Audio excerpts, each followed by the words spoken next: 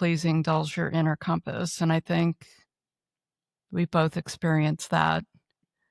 And it's a process and it's a journey, but once you integrate that into your being, it truly sets you free. Anyways, Yeah. that's my experience. You do truly find that sovereignty. And like you said, your body sends you signals. I mean, you get discomfort when you're agreeing to things and not using your no for your highest good. What if intuition isn't a gift, but a superpower waiting to be unleashed? Join Katherine Troyer and myself for this special edition of the Happy Hour for the Spiritually Curious podcast. Enjoy these no limits, no boundaries, raw, unfiltered conversations. What if your no isn't rejection, but a sacred redirection from your soul? In this episode of Intuitive Living, Dr. Sandra Marie, myself, and Katherine Troyer explore the spiritual side of saying no, not from fear or guilt, but from fierce self-trust and energetic clarity. Because when you're tuned into your intuition, no isn't a wall, it's a doorway. It's how you protect your energy, preserve your peace, and make space for alignment. Join us as we unpack the power of boundaries, body wisdom, and the beautiful magic that happens when you give yourself permission to choose you. Hey, Katherine. Hi, I'm so excited about this one. Yeah. So what's the funniest or weirdest thing you've ever said no to and didn't regret? I don't know that I have a funny or weird thing that I've said no to. I will say that I've said no to a lot of business stuff in the last few years, as I have transitioned more into the energetics of a space rather than just the aesthetics of a space.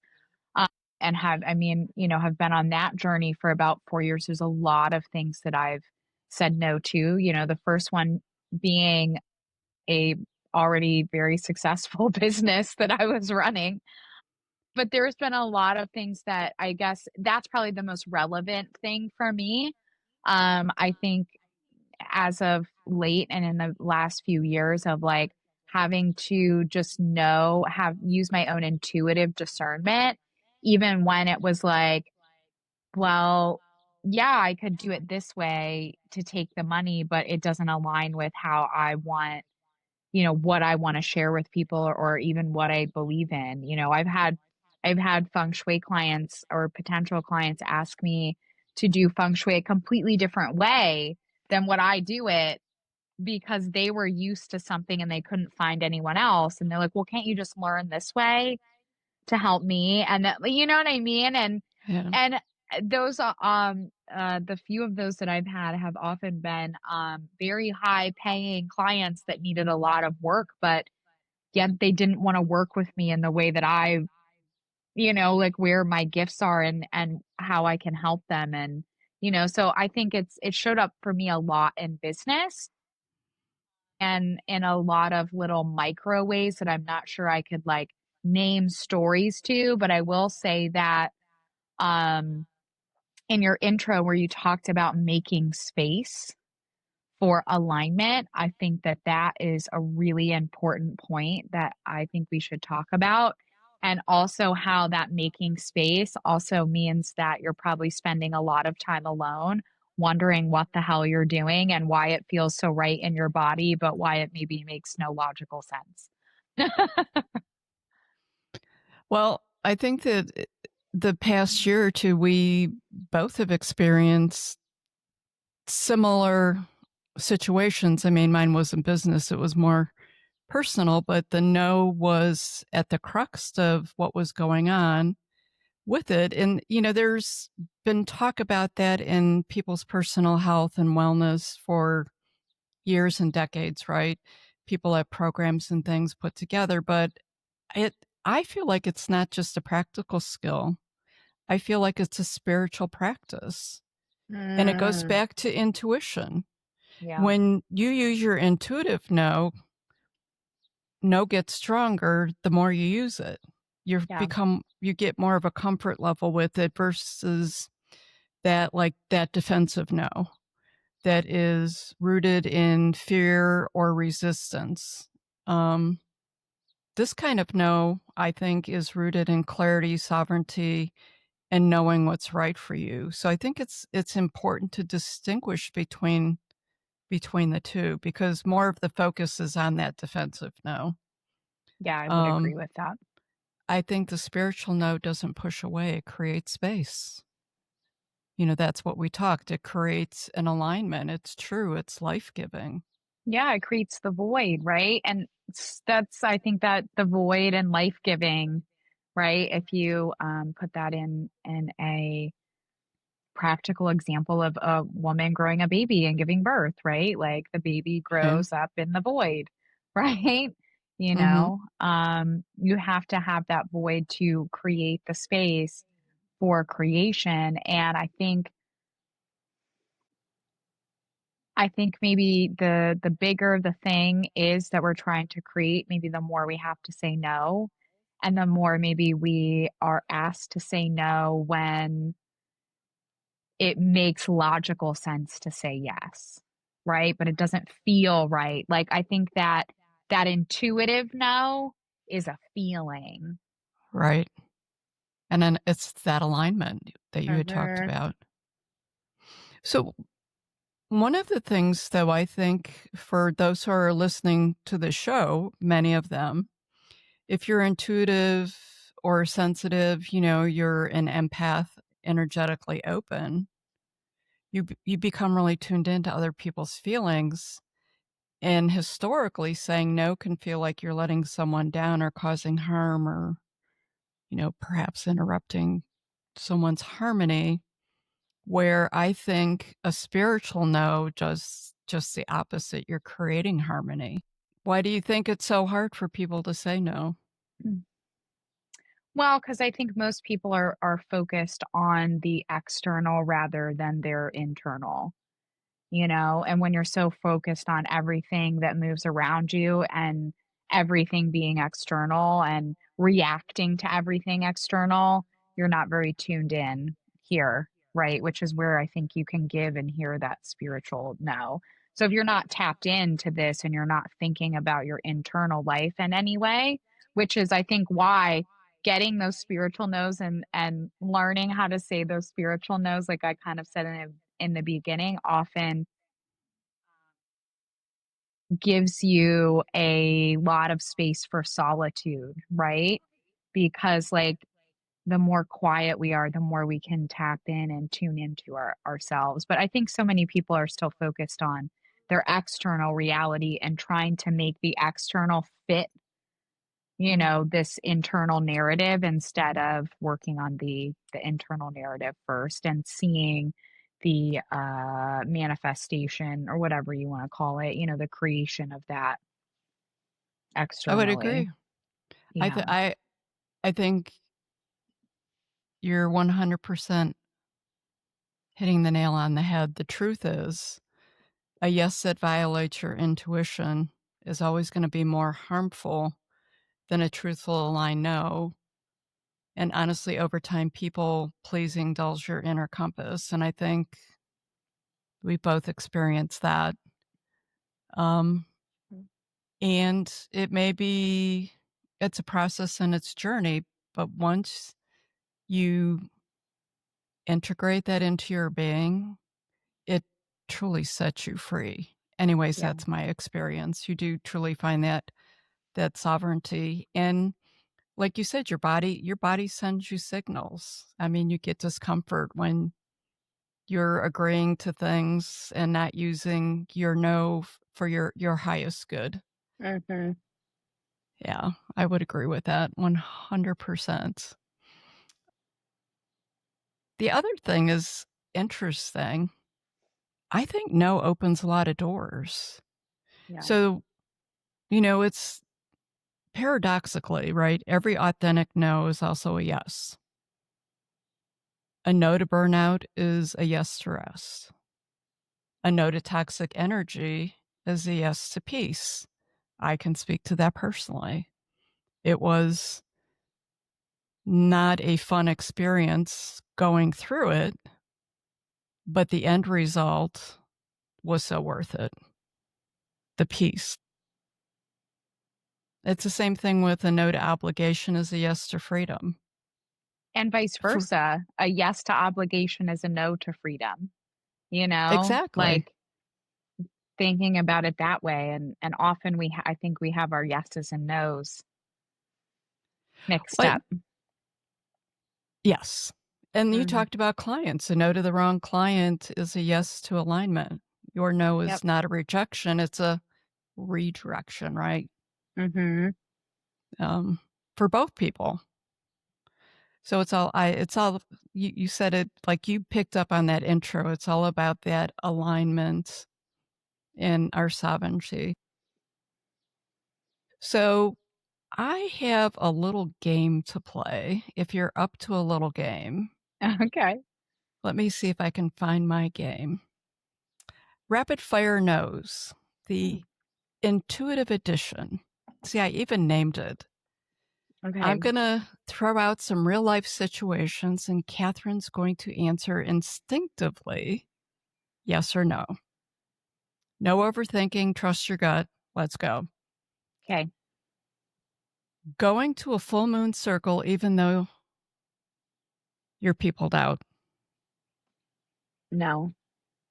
Taking a last minute client just because they're in crisis. No. I don't know that I'm buying that one. That's hard. Yeah. Keeping crystals in your bra all day. I'm going to say yes, although I don't keep them in my bra. But if I intuitively pick one up and just feel like, I put it in my pocket, like no questions asked. Okay. Answering a text while mid-boundary setting journal session. I want to say no, but I feel like yes, I would totally do that. Okay. When I was doing this, I'm like, the right answer is supposed to be no, but I would absolutely look at the text too. Yeah. If my phone's by me and if I see or hear it, yes, I'm probably looking at it. Yeah. Going to Target just for toothpaste when you're emotionally fragile. Yes. Especially if I'm emotionally fragile. Saying yes to a family dinner when your inner child says no. No. Booking a retreat that looks aligned but gives you subtle dread. Probably not. Saging your house because someone on TikTok said your vibe is off. No. Saving yes to an opportunity that sounds amazing but feels wrong. I feel like that would depend on where I'm at. It would depend on the day. Yes or yeah. Yeah. Yeah. So, I That's a hard mean, one. no's don't have to be, it's just, you just have to be honest with it. Yeah. Yeah. It's really interesting to think about it like that and just a yes or no. Yeah. Without any other context.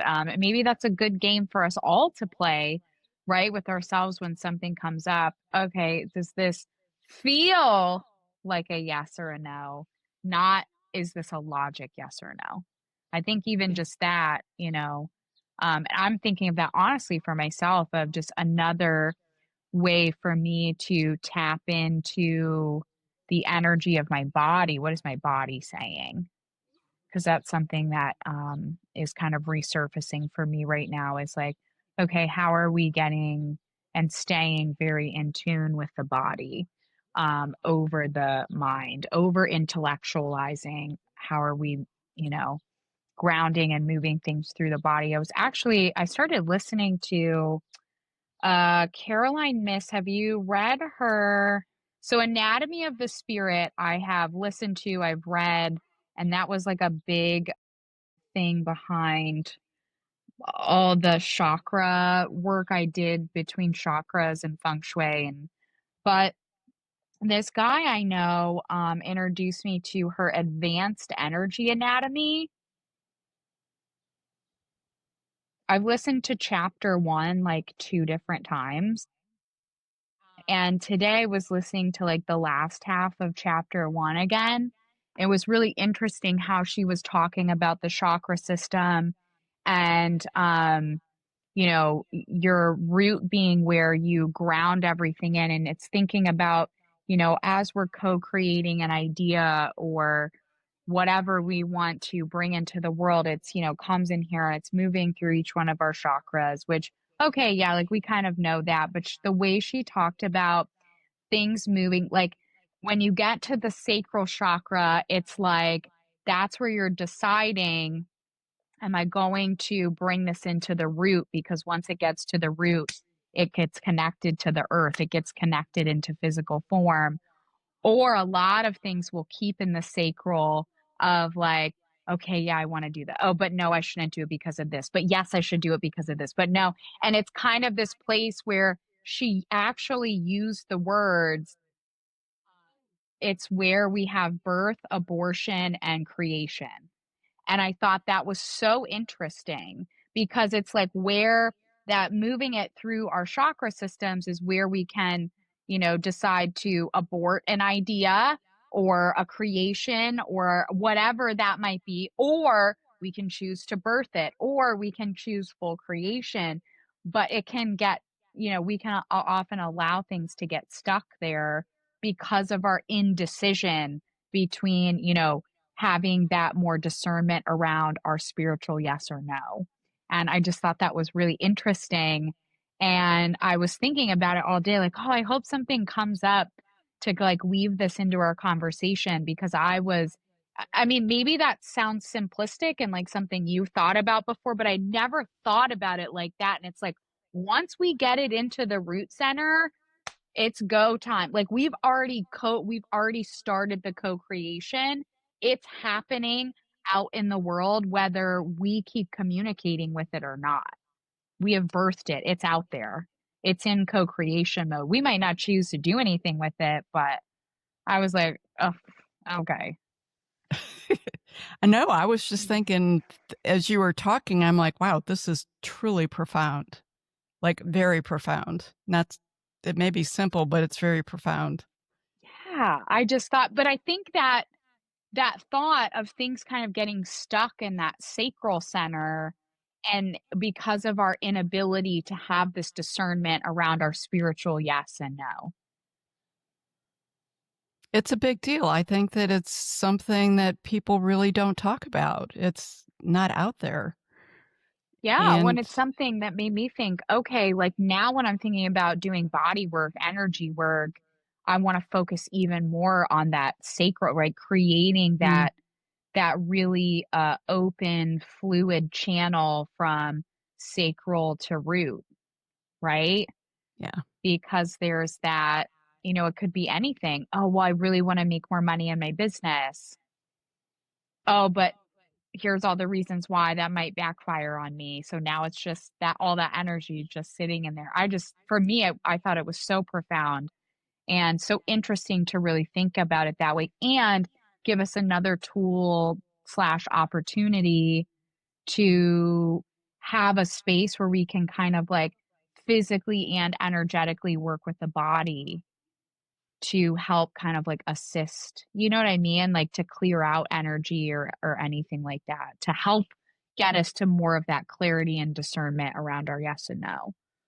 Yeah, I think that that is an essential piece of the process, to include the body, because this Yeah. is a physical experience. We spend a lot of time, many times, in our work or in a podcast like this, talking about our spiritual experiences in the upper chakras and higher energy and evolving, and forget that we are physicality, and those lower chakras have important function to them and they need to be Yeah. used because we are going to experience things as a physical being, even though we're spiritual, because we're having the physical experience.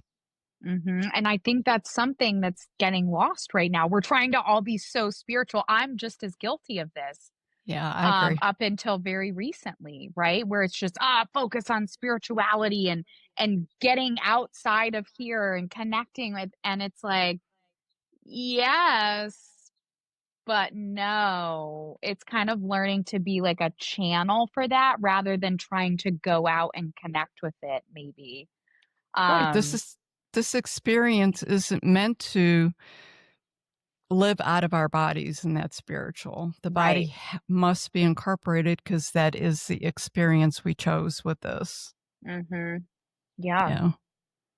Yeah. Is this Carolyn Mrs. New work, or is this something she had put out? I know she had sort of been off the radar for a while and more recently just put out something new.